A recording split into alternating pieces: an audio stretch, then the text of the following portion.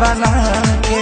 अरे गाना गइबो कि कामो करबो? अरे यही ना करो ना सारे मुंह तू दबा के रख देला बाड़ा में हर मौका बना के।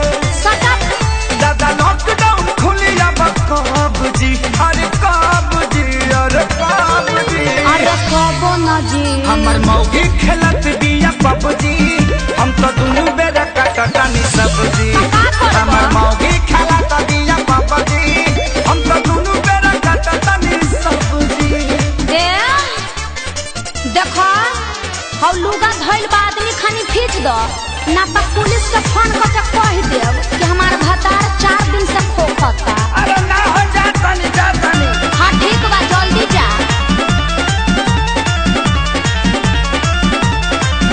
घरवा में सूती उता करतिया सहो, फूकी फूकी चूल्हा हमारा निकलता गैस हो। अरे घर में मत छोड़ो प्रदूषण हो जाई।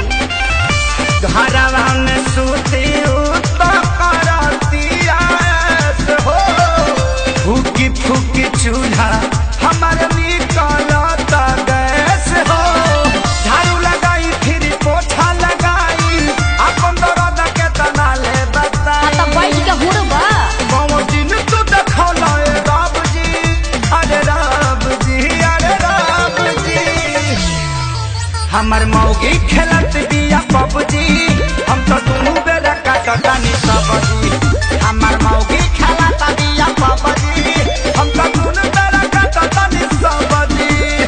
आ सुनो आलू बैंगन काट के मिक्स सब्जी भी बना दी हो।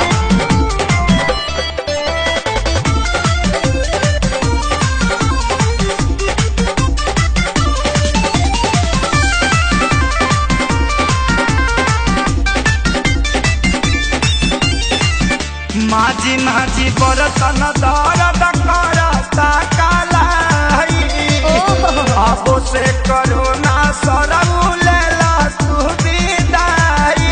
सार साहू मत करो चुपचाप काम करो ई जाए वाला नहीं थे। माझी माझी बरतन दर्द करता कालाई, अच्छा अब से करो ना सरऊ लेला तू विदाई। रहे खेसारी के हीरो में बड़ा नाम हो, सोनू सुधा को साथे भइले गुलाम हो।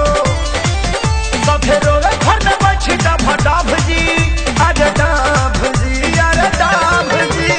अल्ले मेला बच्चा हमर मौगी खेलत बिया पबजी, हम तो दुनू बेरा काटतानी सब्जी।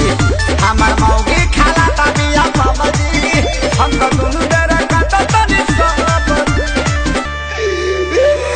चुप रह जानू रिवाइटल खा के काम करत रह।